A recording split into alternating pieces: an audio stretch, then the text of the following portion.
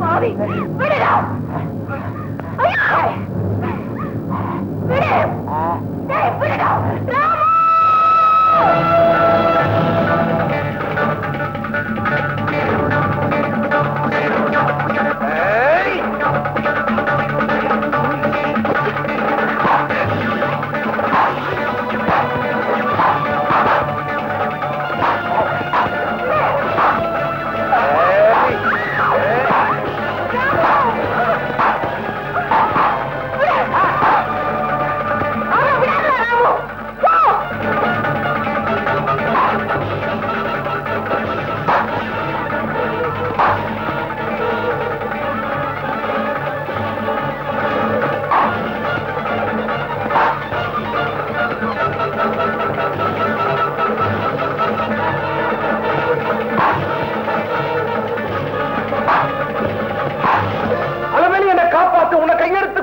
காப்பாத்து. ஐயோ முதல்ல அதை வெளியே அனுப்பு. இத வெளியே அனுப்பிச்சா உன் கையால் அப்பாவி பொண்ணுங்களை தினம் உள்ள அனுப்பிச்சுட்டு இருப்பானே. இனிமே வேண்டாம் சொல்லிடுறேன். எப்படி நம்புறது? எழுதி கொடு. எழுதி கொடுக்கறதா? ராமு எழுதி தரேன் எழுதி தரேன்.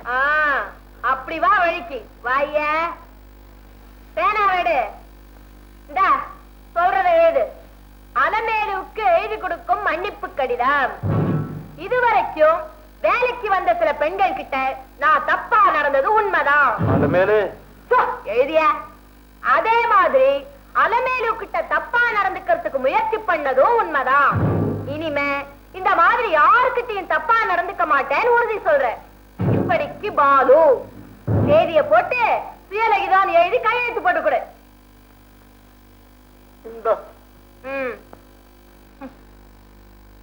இந்த கையெழுத்துலதான் உன் தலையெழுத்தே அடங்கி இருக்கு. இனிமே இந்த மாதிரி யார்கிட்டயாவது தப்பா நடந்த கடுதாசி முதலாளி கைக்கு போயிடும். ஐயோ அப்படிதான் செஞ்சாதே. என் முதலாளி என் மேல ரொம்ப நம்பிக்கை வச்சிருக்காரு. இனிமே கடவுளே அந்த தப்பு பண்ண மாட்டேன். தயவு பண்ணி அதை கொடுத்துரு. கொடுக்கறேன். நீ ஒழுங்கா வாழறியான்னு கொஞ்ச நாள் பார்த்துட்டு கட்டாயமா கொடுக்கறேன். அலமேலு அதை கொடுத்துரு. உனக்கு எவ்வளவு வேணாலும் பணம் கொடுக்கறேன். உன் பணத்தை தூக்கி கொண்டு போய் உரப்புல போடியா.